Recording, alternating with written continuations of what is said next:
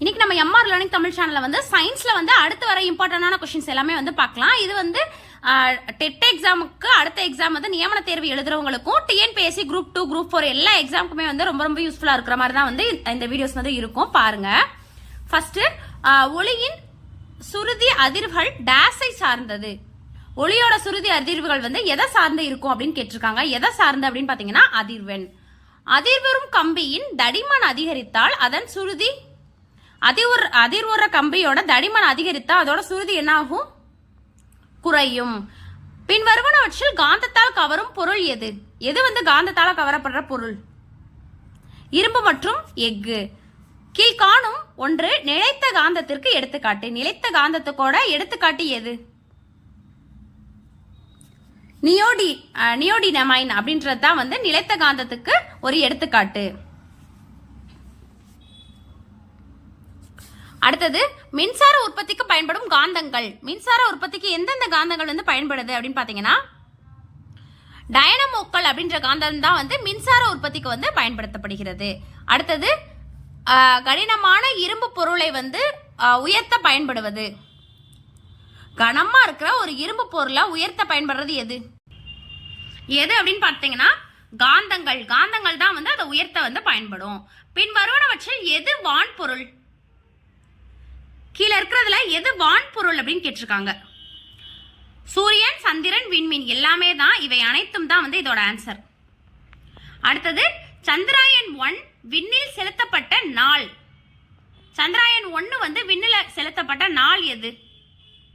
ரொம்ப ரொம்ப முக்கியமான கொஸ்டின். 2008 அக்டோபர் 22.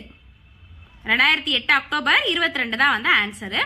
சிவப்பு கோள் என்று அழைக்கப்படுவது எது? சிவப்பு கோள் செவ்வாய். ராக்கெட்டில் பயன்படும் தத்துவம்.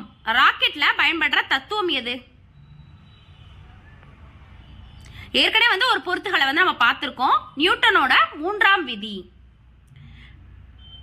டேஸில் கிரியோஜெனிக் எரிபொருள் சேகரித்து வைக்கப்படுகிறது. எதுல வந்து இந்த எரிபொருளானது சேகரித்து வைக்கப்படுது அப்படின்னு கேட்டிருக்காங்க. மிக குறைந்த வெப்பநிலையில தான்.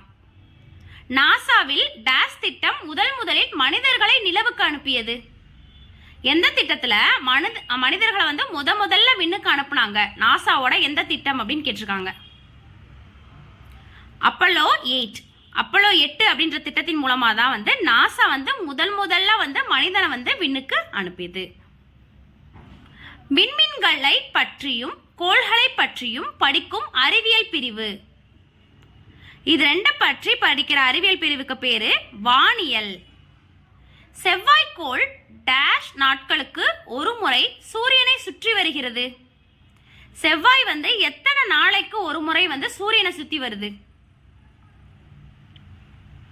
687. 687. ரெண்டு பொருட்களுக்கிடையே வெப்ப பரிமாற்றம் இல்லையெனில் அவை இரண்டும் டேஷ் நிலையில் உள்ளன. எந்த நிலை? வெப்ப சமநிலை. டேஷ் என்பது மின்துற்றை திறக்க அல்லது மூட வந்து உதவுற சாதனம். எது மின் சுற்ற வந்து திறக்கவும் மூடவும் வந்து உதவுது அப்படின்னு கேட்டிருக்காங்க. சாவி. ஒழுங்கற்ற வடிவமுள்ள பொருட்களின் பருமனை அளக்க டேஷ் விதி பயன்படுத்தப்படுகிறது. ஆர்கிமிடிஸ். ஒரு கனமீட்டர் என்பது எத்தனை கன சென்டிமீட்டர்ல வந்து வருது? ஒரு கனமீட்டர் அப்படின்றது 10 லட்சம் கன சென்டிமீட்டர். ஆப்ஷன் வந்து ஏ. சொரசொரப்பான பரப்பின் மேல் டேஷ் எதிரொலிப்பு நடைபெறுகிறது. சொரசொரப்பான பரப்புல எந்த எதிரொலிப்பு? ஒழுங்கற்ற எதிரொலிப்பு தான் வந்து நடக்கும்.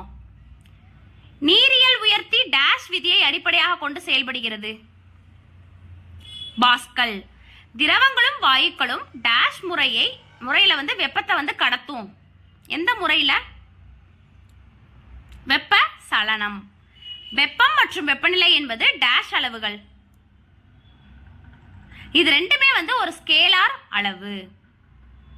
மின் சுற்று திறந்திருக்கும் போது அச்சுற்றின் வழியே டேஷ் பாய்ந்து செல்லாது. திறந்திருக்கும் போது எது அதன் வழியா பாய்ந்து செல்லாது? மின்னோட்டம். எல்இடி என்பதன் விரிவாக்கம். Light emitting diode. Option D. இதோட விரிவாக்கம் கேட்டிருக்காங்க. ஒளி உமிழும் டயோடு தான் வந்து இதோட தமிழாக்கம். கீழ்கண்டவற்றில் வந்து எந்த வினையில சேய் உட்கரு நிறை எண் மாறாமல் இருக்கும் அப்படின்னு கேட்டிருக்காங்க. எதுல? Option B. 2 3 வந்து சரி. பீட்டா சிதைவு காமா சிதைவு 2 3 வந்து சரி. அதில் வந்து பீட்டா வந்து கொடுக்காம விட்டுருக்குறாங்க. அடுத்தடுத்து வர வீடியோஸ்ல வந்து நிறைய வந்து நம்ம இம்பார்ட்டன்டான கொஸ்டின்ஸ் வந்து நம்ம பார்க்கலாம். இது எல்லாமே வந்து எக்ஸாம்க்கு ரொம்ப ரொம்ப யூஸ்ஃபுல்லா இருக்கும். சயின்ஸ் டாபிக் வந்து எப்பயுமே நம்ம இம்பார்ட்டன்டா வந்து படிக்கணும். அடுத்தடுத்த வீடியோஸ்ல பார்க்கலாம். தேங்க்யூ.